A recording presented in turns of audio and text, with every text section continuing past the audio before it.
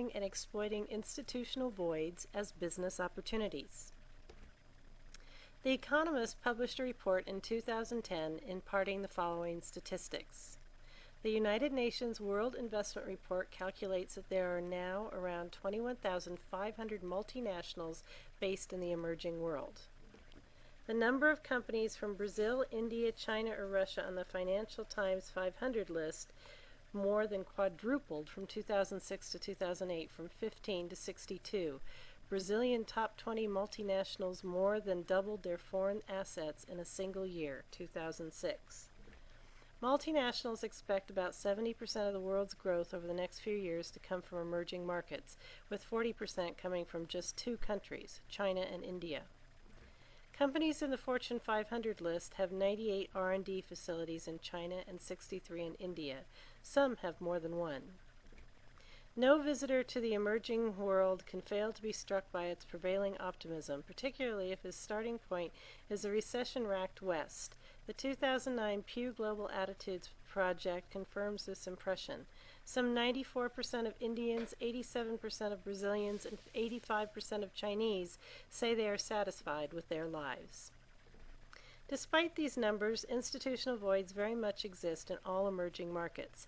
Institutional voids in emerging markets are areas of business specialization that are either absent or deficient. In the process of establishing your company in an emerging market, map the institutional services of the nation and look for areas of need in the emerging market where you can start a company or to exploit them. You'll likely find that some of the greatest needs in these nations are institutional. The following goods and services industries are not ranked by priority. They are simply listed alphabetically.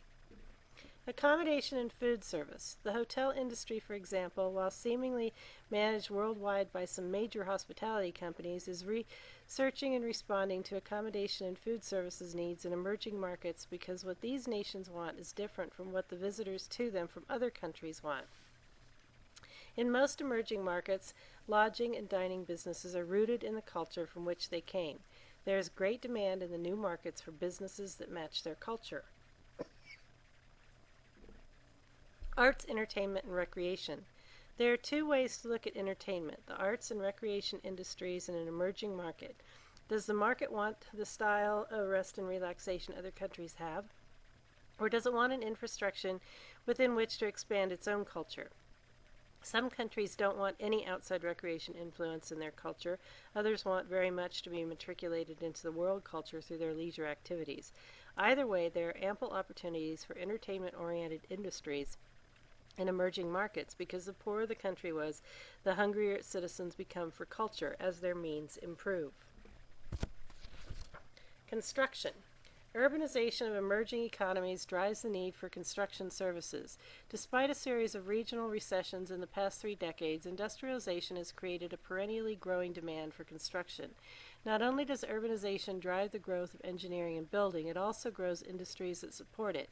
Take construction-related chemicals, for example, a global industry expected to reach $35 billion by 2015. Educational services. While some emerging markets, Hungary for example, are known for having exemplary education systems, most are not. There is ample opportunity in many emerging economies for foreign investors and multinationals to add education to their services mix, whether to grow the purchasing power of the young consumers or train citizens to become employees and executives for their companies. Finance and insurance. Another characteristic of industrializing nations is the lack of financial infrastructure. We've previously discussed how companies need to enter emerging markets fully funded because in most they cannot expect to raise capital or secure insurances and other financial securities in the host country.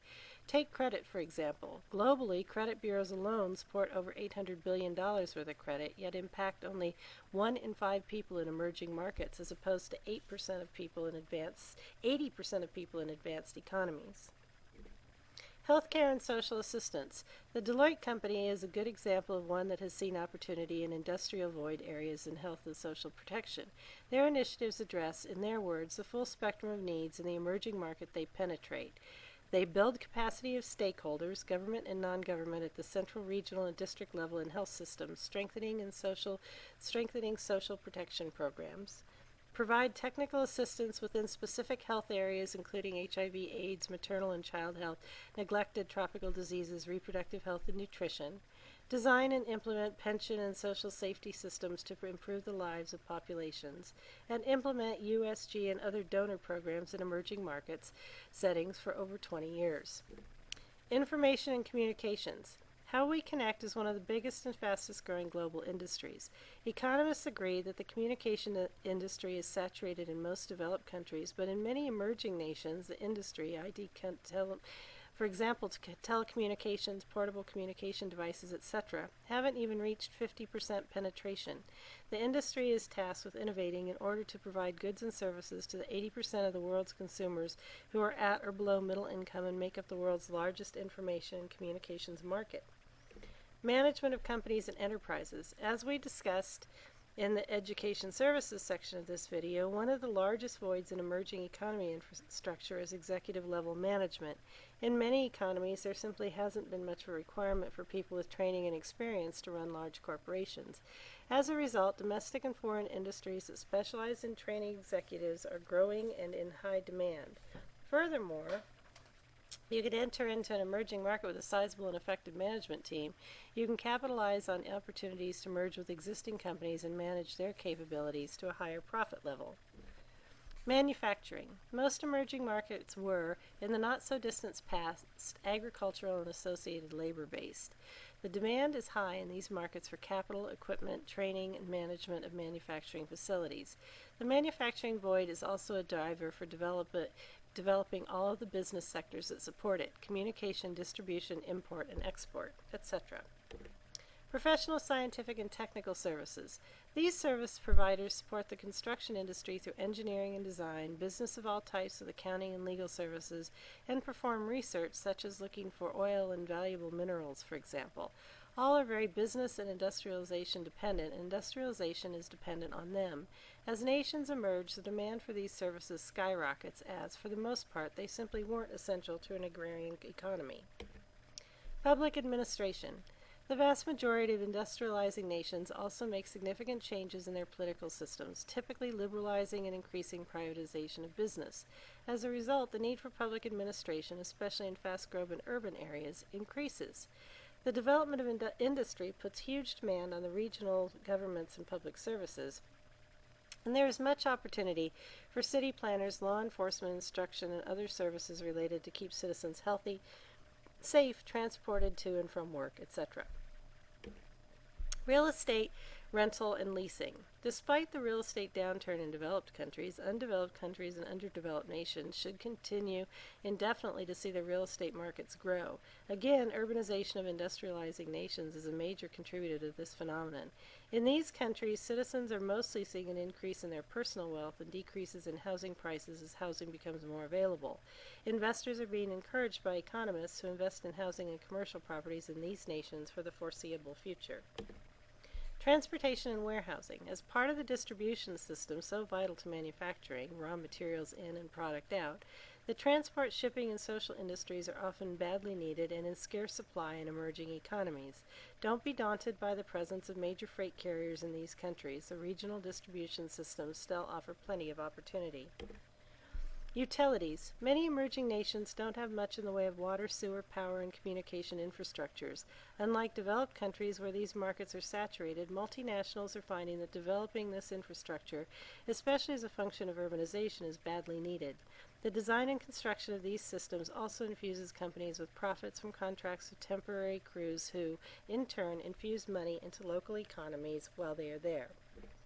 Waste management and remediation services. As urbanization increases, so too does the need for waste management. Furthermore, many emerging nations that have been mining histories, for instance, will not follow what we now know to be the best practices in handling toxic materials like mine tailings.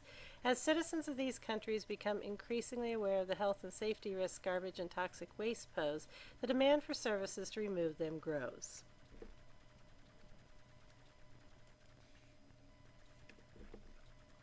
Wholesale and retail trade. Because of industrialization and globalization, citizens in emerging markets see steady increase in their purchasing power. As this happens, businesses to support their new lifestyles develop. In fast-growing economies, people tend to indulge in goods and services they seldom had access to before and become entrepreneurial themselves, opening shops and franchises. From must-haves like groceries to luxuries like spa treatments, the wholesale and retail trades typically bloom in these economies. This concludes Business Training video module, Identifying and Exploiting Institutional Voids as Business Opportunities. Thank you.